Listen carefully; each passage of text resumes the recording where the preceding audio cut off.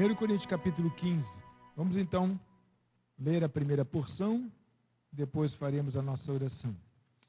Capítulo 15.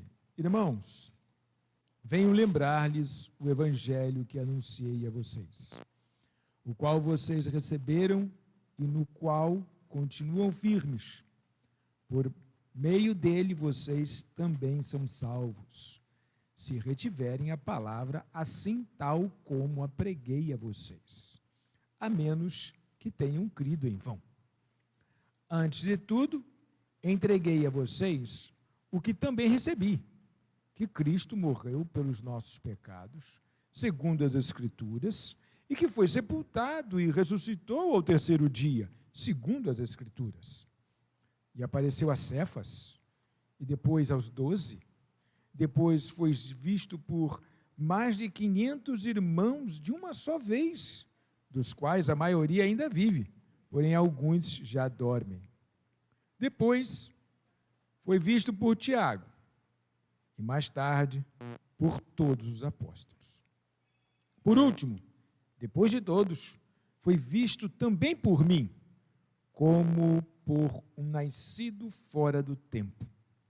Porque eu sou o menor dos apóstolos, e nem mesmo sou digno de ser chamado apóstolo, pois persegui a igreja de Deus. Mas pela graça de Deus sou o que sou. E a sua graça, que me foi concedida, não se tornou vã. Pelo contrário, trabalhei muito mais do que todos eles. Todavia, não eu, mas a graça de Deus comigo. Portanto, seja eu ou sejam eles, assim pregamos e assim vocês creram. Deus e Pai amado, soberano, lemos esta porção da Tua palavra, Senhor, e pedimos que o Senhor derrame graça sobre nós. Então, por que Paulo começa esse assunto a essa altura do campeonato, no final da carta, sobre a ressurreição de Cristo? O que nós vamos ver aqui, irmãos, é Paulo fazendo uma defesa do que aconteceu. O que nós vamos ver aqui é Paulo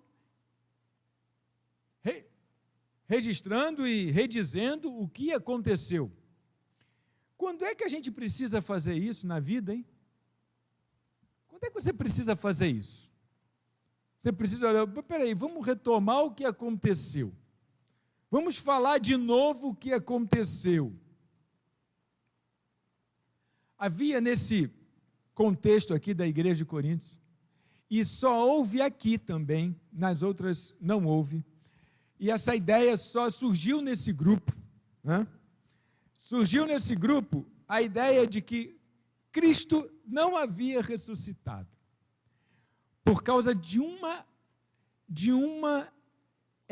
ideia, que era uma ideia fixa antes mesmo da história de Jesus, de que era impossível uma pessoa ressuscitar, que ninguém poderia ressuscitar, que não existia ressurreição.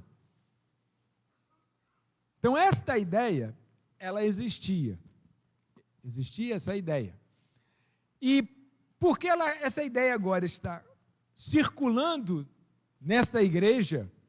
Alguns agora tinham dúvidas sobre a ressurreição de Jesus.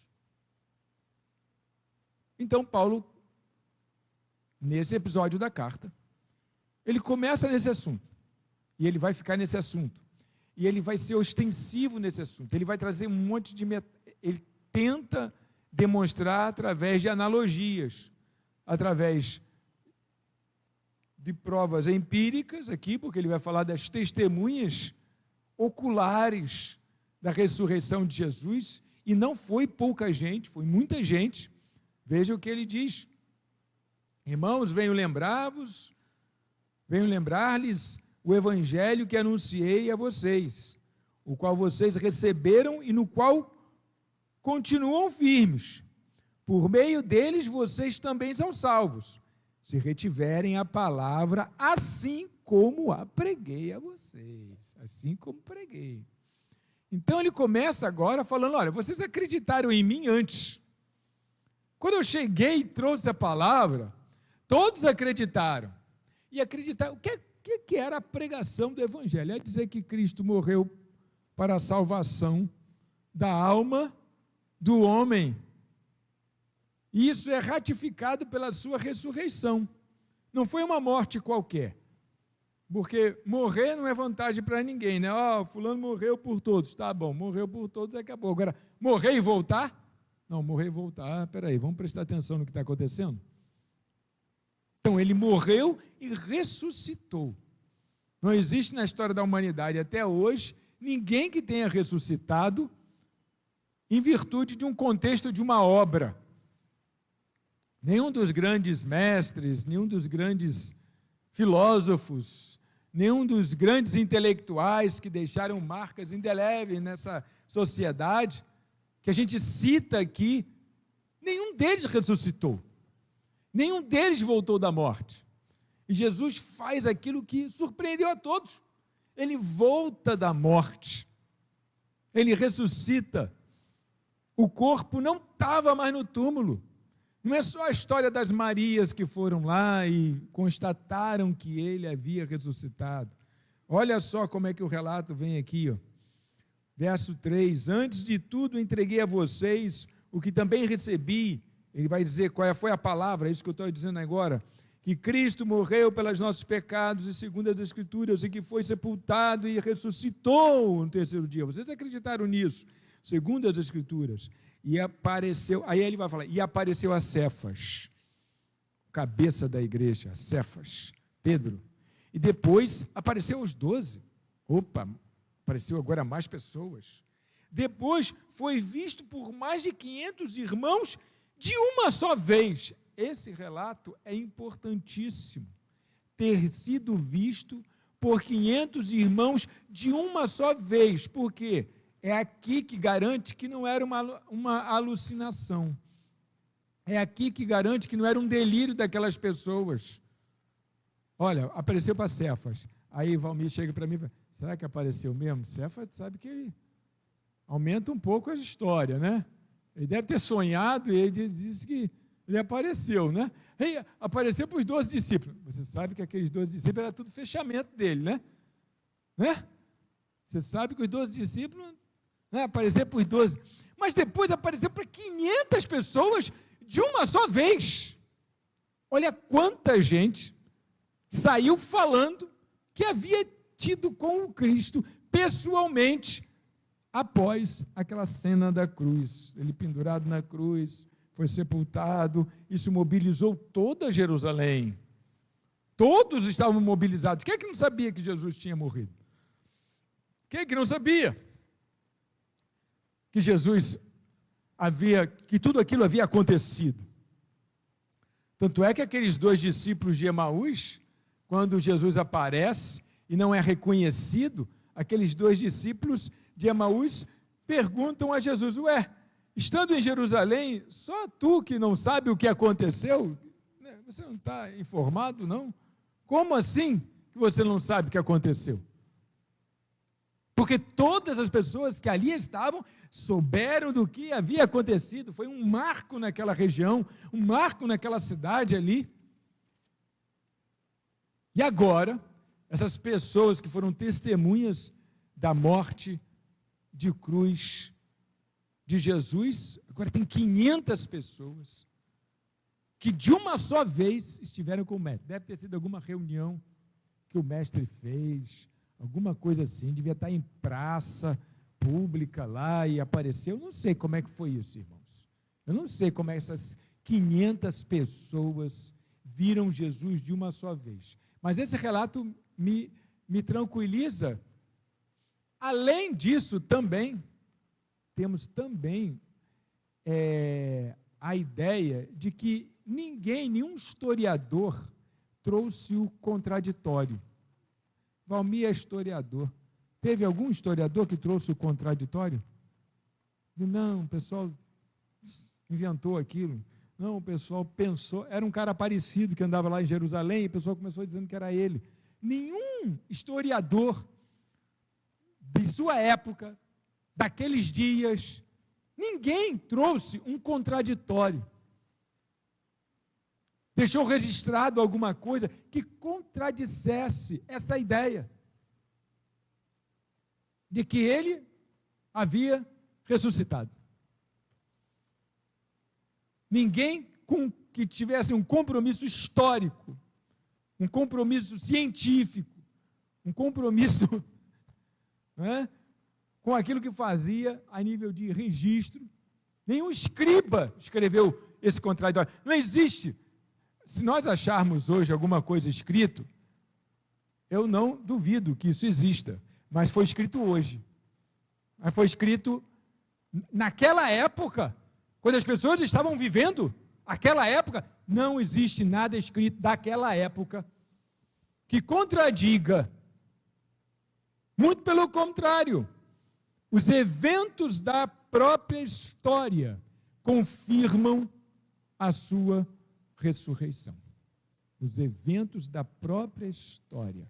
Porque isso aqui rendeu, irmãos. Esse negócio dessa igreja rendeu.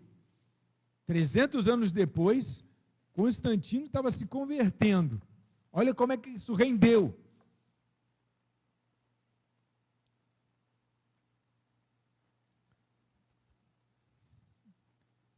Então, o que Paulo estava dizendo, o que Paulo vai combater aqui, é a ideia de que Cristo não teria ressuscitado. Por quê? Porque não era possível uma pessoa voltar dos mortos. E essa era a ideia que estava sendo vinculada. Vem cá, Jesus ressuscitou mesmo? Porque você há de convir também que eles estavam alguns anos, eu não fui pesquisar, mas provavelmente uns 50 anos depois de Cristo aqui. Mais ou menos isso, de 40 a 50 anos após Jesus. Paulo vai morrer lá pelo ano 60 e pouco. Então, isso aqui pode ter acontecido entre 40 e 50 anos depois de Cristo. E agora aqui já estavam se acreditando numa ideia de que ressurreição não existe. Não, é impossível alguém voltar dos mortos. É impossível alguém voltar dos mortos. Isso não existe. E eles estavam agora oscilando entre uma ideia e outra. Entre uma ideia e outra. E o que Paulo vai fazer é exatamente isso. Ele traz esses dados aqui, olha, foi visto por muitas pessoas. Vocês acreditaram, quando eu cheguei aqui, quando eu estive aí pela primeira vez, vocês acreditaram. Vocês creram. Não houve objeção nenhuma. A igreja se formou debaixo desta ideia. E agora? Vocês querem dizer que não houve?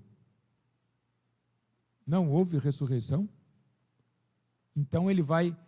O restante do capítulo é para mostrar as implicações do que é... Olha, se não houve ressurreição, então ele vai trazer várias figuras metafóricas aqui para a gente... Bom, vamos ler então, verso 12.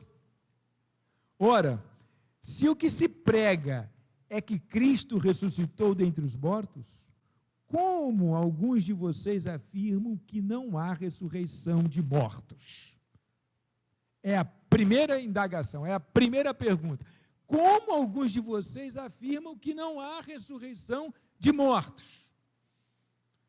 E se não há ressurreição de mortos, então Cristo não ressuscitou. E se Cristo não ressuscitou, é vã a nossa pregação, e é vã a fé que vocês têm. Olha as implicações, se não houver ressurreição, Cristo não ressurgiu, e o que a gente está falando aqui é bobagem. Além disso, somos tidos por falsas testemunhas de Deus, porque temos testemunhado contra Deus que Ele ressuscitou a Cristo, ao qual Ele não ressuscitou, se é certo que os mortos não ressuscitam. Então ele está divagando, ele está falando, gente, como assim os mortos não ressuscitam? Como assim não existe ressurreição? Como assim? Porque se não existe ressurreição, então Cristo não ressuscitou, a gente está acreditando a Deus algo que Ele não fez. Olha que confusão. Verso 16, porque se os mortos não ressuscitam, também Cristo não ressuscitou. Verso 17, e se Cristo não ressuscitou, é vã a fé que vocês têm, e vocês ainda permanecem em seus pecados. Então, olha outro problema também. Se ele não ressuscitou, a nossa fé é vã e a gente continua imerso no pecado. E ainda mais, os que adormeceram em Cristo estão perdidos. Olha só quantas consequências. A gente vamos ter que rever tudo isso que a gente agora crê. Se não há ressurreição, quem morreu está perdido. Não há perdão de pecados. A obra não foi completa, não foi completada. Porque deveria ser assim, como está escrito lá nos profetas. Tudo que aconteceu está escrito nos profetas. Verso 19: se a nossa esperança em Cristo se limita apenas a esta vida, somos as pessoas mais infelizes do mundo. Então, quer dizer, nós acreditamos no Cristo. Agora, se nós não tivermos as condições para acreditar que Ele retornou dos mortos, Ele foi apenas mais uma pessoa influente, mais uma pessoa fantástica que passou por aqui, disse coisas tremendas, mudou a vida de um monte de gente, mas ele foi igual a todos os outros, foi comido pela terra e acabou lá. É isso que ele está dizendo. Você há de convir que, tirando, fora Jesus, nós tivemos grandes personagens na história que falaram coisas que ficaram até hoje, coisas importantes até para a humanidade, sim, mas nenhum deles se apresentou como, olha, eu sou o Deus, o pão vivo que desceu do céu, aquele que estava para vir. Nenhum deles faz isso, e além de Cristo ter feito isto, ainda ressuscita, ainda retorna, volta para ratificar. Verso 20: mas, de fato, Cristo ressuscitou dentre os mortos, sendo Ele as primícias dos que dormem. Então, olha para mim, veja como é que Paulo constrói o seu argumento, muito interessante. Primeiro ele aponta o problema, este é o problema, isto aconteceu, é isso que está acontecendo. Depois ele faz questionamentos, ele levanta uma poeirada de dúvida, ele mina todo mundo, se isso não aconteceu, se Cristo não ressuscitou, estamos imersos nos nossos pecados. Se Cristo não ressuscitou, muita gente morreu em vão agora. Ele levanta essas dúvidas, todas na plateia, lá nos seus ouvintes, nos coríntios. E ele faz assim, em vários momentos, ele pega, aponta o problema, faz questionamentos, mas ele agora vai trazer um raciocínio. Ele vai trazer agora um raciocínio para mostrar o contrário. Ele aí diz, mas de fato, Cristo ressuscitou dentre os mortos, sendo Ele as primícias dos que dormem. Já começou a mostrar o argumento. Visto que a morte veio por um homem, também por um homem veio a ressurreição dos mortos. Ele está falando de quem? Está falando de Adão. Olha, a morte veio por um homem. Também por um homem veio a ressurreição dos mortos. Verso 22, porque assim como em Adão todos morrem, assim também todos serão vivificados em Cristo. Cada um, porém, na sua ordem. Aí ele vai escalonar aqui, Cristo, as primícias, depois os que são de Cristo na sua vinda, e então virá o fim, quando ele entregar o reino ao Deus e Pai. Quando houver destruído todo o principado, bem como toda potestade e poder. Porque é necessário que ele reine, até que tenha posto todos os inimigos debaixo dos seus pés. O último inimigo a ser destruído é a morte, porque ele sujeitou todas as coisas debaixo dos seus pés. E quando diz que todas as coisas lhe são sujeitas, certamente exclui aquele que tudo lhe sujeitou. Quando, porém, todas as coisas lhe estiverem sujeitas, então o próprio Filho também se sujeitará àquele que todas as coisas lhe sujeitou, para que Deus seja tudo e todos. Observe como é que Paulo está dando um norte para que essas pessoas cresçam. Olha no que vocês precisam crer que o pecado veio ao mundo através de um homem. E o Deus encarnado se fez homem para levar o pecado embora. O fim do pecado é a cruz de Cristo, ele está dizendo isto. Agora você imagine que a gente está careca de saber disso aqui, mas Coríntios não estava. A gente sabe disso, a gente conhece isso, mas Coríntios não sabia, tanto é que agora já estavam entrando numa outra doutrina. Não é possível ninguém ressuscitar. Se não é possível ninguém ressuscitar, como é que Cristo ressuscitou? Como é que Jesus ressuscitou? Verso 29, de outra maneira, que farão os que são batizados por causa dos mortos? Agora, outra heresia aqui. Irmãos, eu fiquei impressionado quando eu vi na Bíblia de comentários que eu estudo o contexto histórico, impressionado como é que essa ideia aqui existia só neste grupo. Essa ideia não é encontrada em nenhum outro grupo, de que alguém se batizasse por causa de alguém que já morreu. Olha como é que andava a heresia na igreja de Corinto. De outra maneira, que farão os que se batizam por causa dos mortos? Se de fato os mortos não ressuscitam, porque se batizam por causa deles. Ele então traz essa ideia. Bom, tá bom, vocês aí estão batizando por causa dos mortos, mas se vocês acreditam que os mortos não ressuscitam, por que algumas pessoas estão se batizando por causa dos mortos? Não faz muito sentido. Aliás, não faz sentido nenhum, né? Verso 30. E por que também nós nos expomos a perigos a toda hora? Olha só o que a gente está fazendo, eu estou arriscando meu pescoço por causa dessa ideia. O que eu prego é proibido aí por Roma. A gente está se arriscando. E ele não ressuscitou? Dia após dia morro. Eu afirmo isso, irmãos, pelo orgulho que tenho de vocês em Cristo Jesus, nosso Senhor. Se como homem lutei em Éfeso contra feras, qual foi o meu proveito? Tudo aquilo que eu fiz lá em Éfeso, inútil se ele não ressuscitou. Arrisquei minha vida, quase morri lá, se ele não ressuscitou. Se os mortos não ressuscitam, então tá bom, comam e bebam, porque amanhã morreremos também. Se os mortos então não ressuscitam, então tá legal. Vai viver a vida de vocês.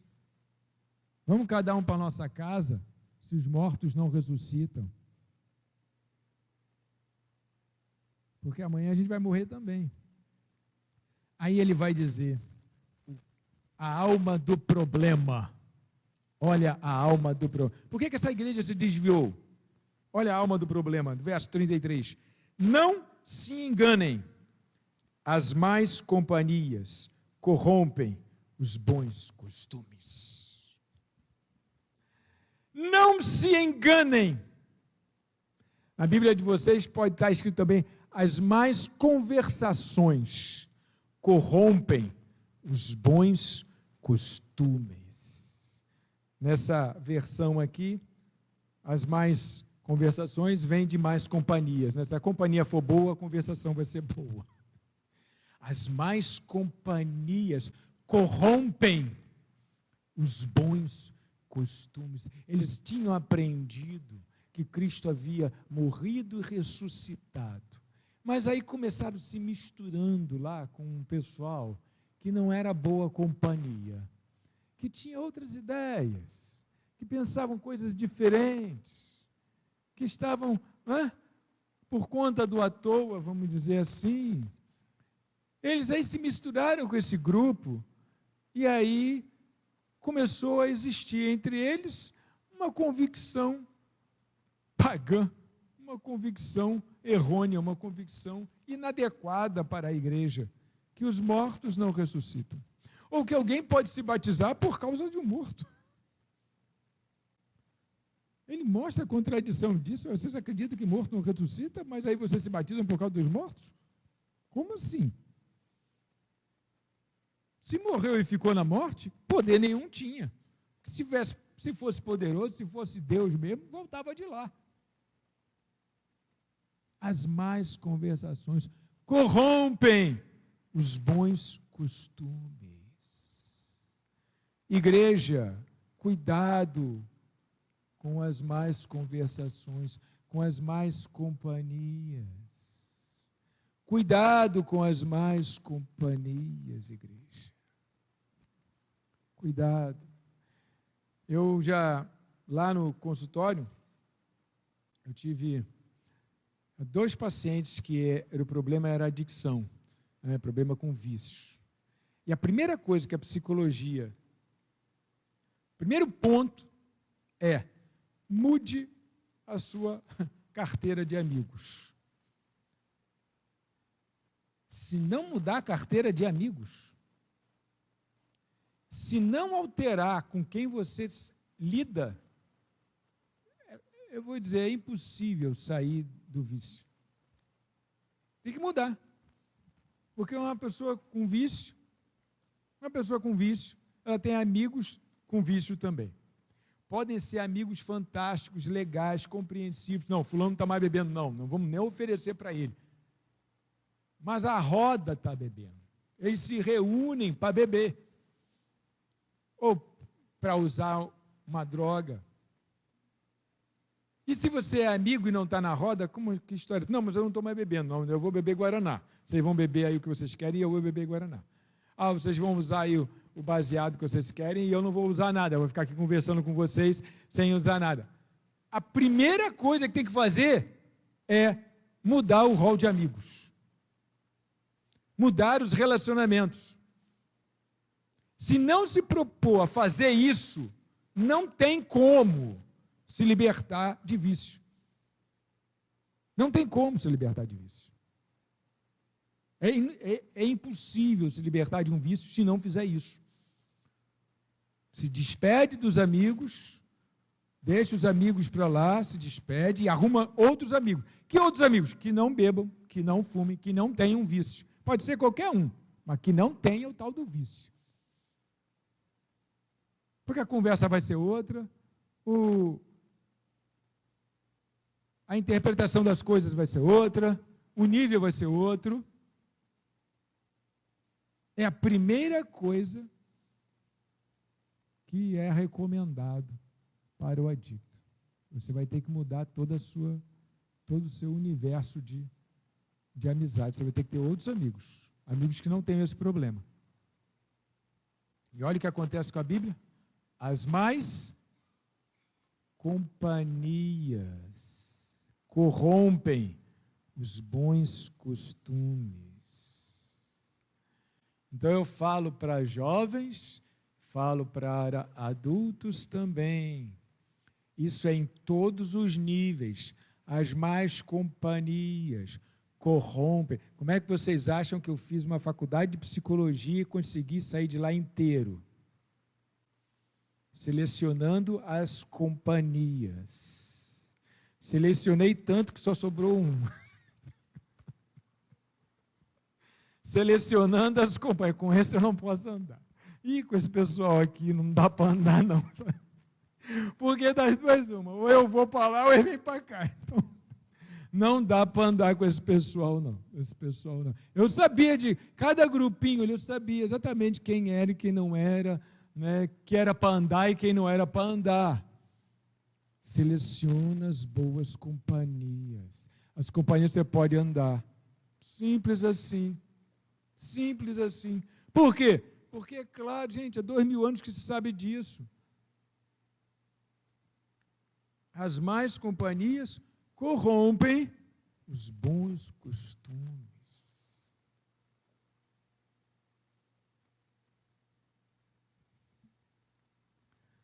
Bom, Paulo vai continuar. Paulo vai continuar no verso 35, dando fazendo outros tipos de argumentos, né, outras comparações. Mas alguém dirá, verso 35, mas alguém dirá, como é que os mortos ressuscitam? Pronto, ele vai problematizar. Como é que os mortos ressuscitam? E com que corpo virão? Insensato, o que você semeia não insensato, o que você semeia não nasce, se primeiro não morrer. E quando semeia, você não semeia o corpo que há de ser. Gente, olha que coisa legal, você não semeia o corpo que há de ser, mas o simples grão, como de trigo ou de qualquer outra semente.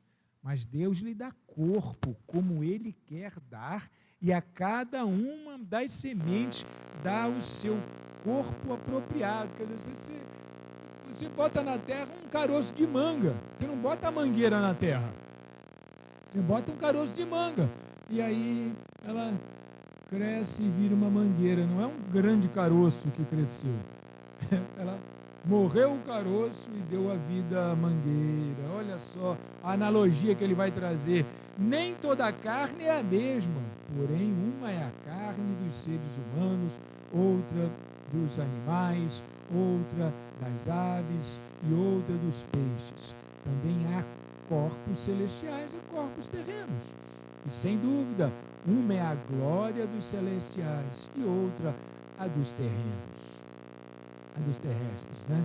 Uma é a glória do sol, outra a glória da lua e outra a das estrelas, porque está entre estrela e estrela, porque até entre estrela e estrela há diferenças de glória, pois assim também é a ressurreição dos mortos. Aí ele vai falar da ressurreição dos mortos. Semeia-se o corpo na corrupção, ressuscita na incorrupção. Semeia-se em desonra, ressuscita em glória. Semeia-se em fraqueza, ressuscita em poder. Semeia-se em corpo natural, ressuscita corpo espiritual. Se há corpo natural, há também corpo espiritual. Pois assim está escrito: o primeiro homem, Adão, se tornou um ser vivente, mas o último Adão é espírito vivificante. O que vem primeiro não é o espiritual, e sim o natural. Depois vem o espiritual. O primeiro homem, formado do pó da terra, é terreno. O segundo homem é do céu. Como foi o homem terreno, assim também são os demais que são feitos de corpos, os corpos das aves, dos peixes. Deus é que faz. Mas isso tudo vem de uma semente. E ele aí fala de Adão como uma semente que semeou, né, o pecado. E aí agora ele fala de Cristo como o homem do céu, que semeou o homem espiritual. Quem você acha que nasce em nós quando morremos? Nasce o homem espiritual. E a gente faz isso em duas fases, em dois momentos na vida. Quando a gente tem uma conversão, morre o velho homem para nascer um outro homem, um homem espiritual, nessa terra, um homem espiritual. E depois, quando a gente morre nessa terra, nasce um homem espiritual no céu. Diferente desse daqui. Como? É santo. Pertence ao céu. Pertence à esfera celestial. Então, quem morre, ele é transformado. Ele vai dizer isso nesse mesmo tempo. Quem morre, ele é transformado. Esse corpo é a semente do corpo celestial que vai nascer no céu. Essa é a semente. Assim como o caroço de manga é a semente da mangueira e nada parece com ela, esse corpo, que nada parece com o homem lá do céu, é a semente que vai semear a terra e vai nascer lá no céu o corpo do homem celestial. É o que ele está dizendo. Ele está trazendo essa ideia, irmãos, de uma forma assim, muito alegórica, metafórica, comparativa, para que as pessoas entendam, para que os coríntios entendam.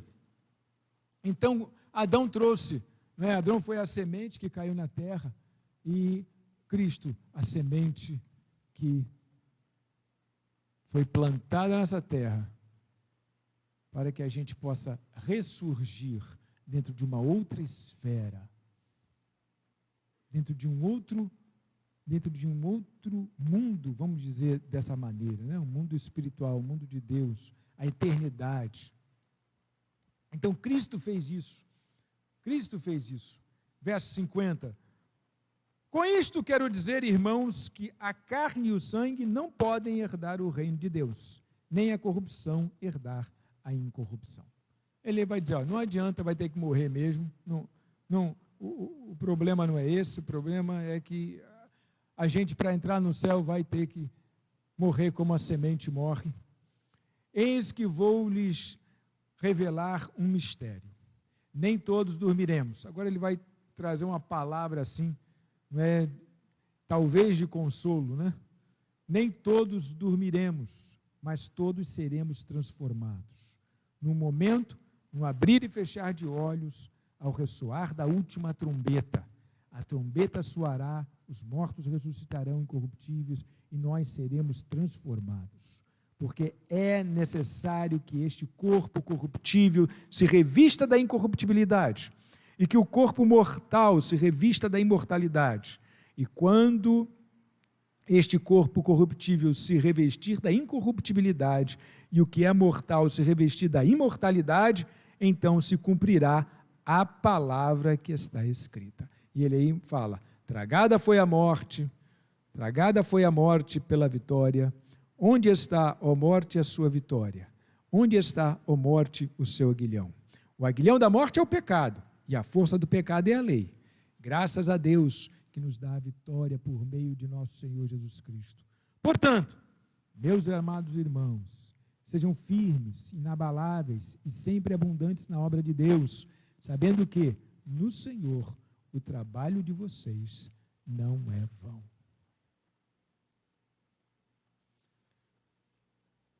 Ele joga por terra a ideia da fake news de que a ressurreição seria uma falácia, joga por terra essa ideia.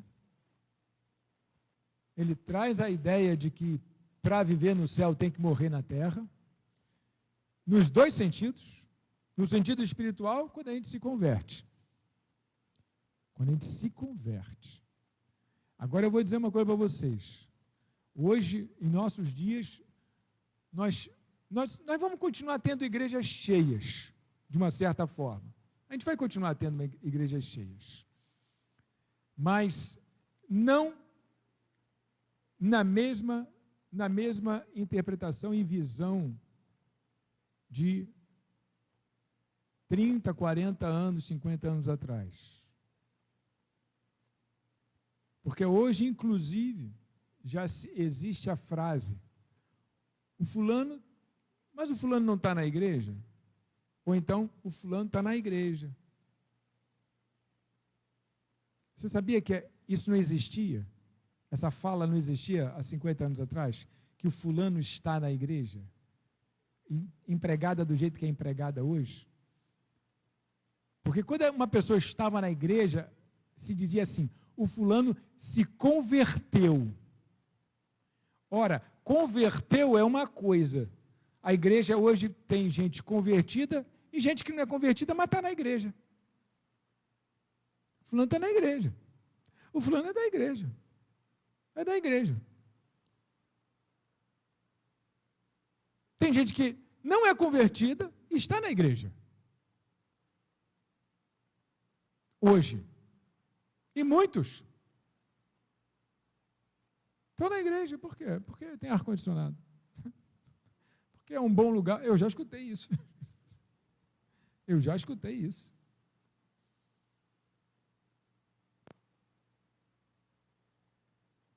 Então, nosso evangelho, nossas igrejas, de uma forma genérica, estão virando meio que água com açúcar? Sim, estão. Estão sendo difamadas? Sim, estão. Por quê? Por causa daquele que... Eu vou usar essa frase, mas não é criticando o programa que colocou essa frase no ar, não. Por causa daquele que vai pelas igrejas.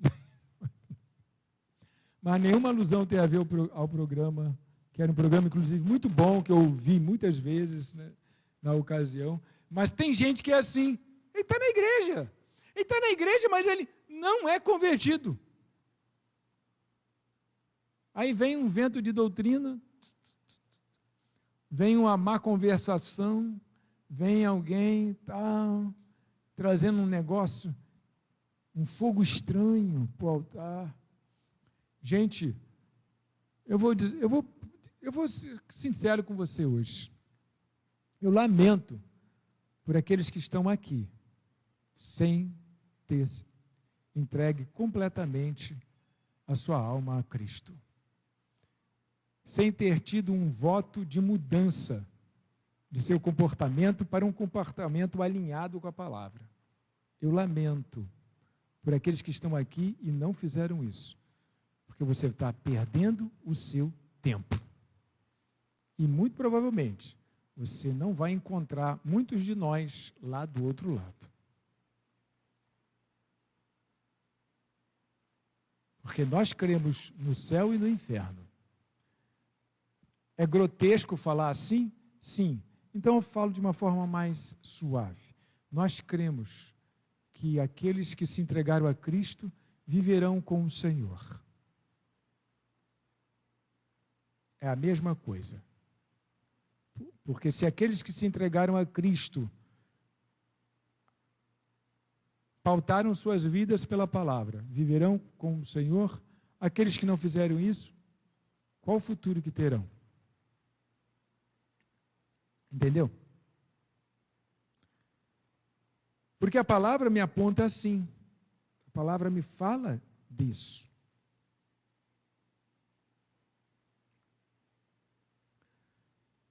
Então, a gente termina, já li o último versículo, né? Portanto, meus amados irmãos, sejam firmes, inabaláveis e sempre abundantes na obra do Senhor, sabendo que no Senhor o trabalho de vocês não é vão. Não é em vão que você levanta cedo para vir para cá, não é vão que você trabalha aqui e tal, trabalha lá fora, trabalha em outros lugares da igreja, você se dedica, não é vão. No Senhor, o nosso trabalho não é vão. Você vai ver. Amém? Vamos curvar a cabeça para uma palavra de oração. Deus e Pai amado, soberano Senhor,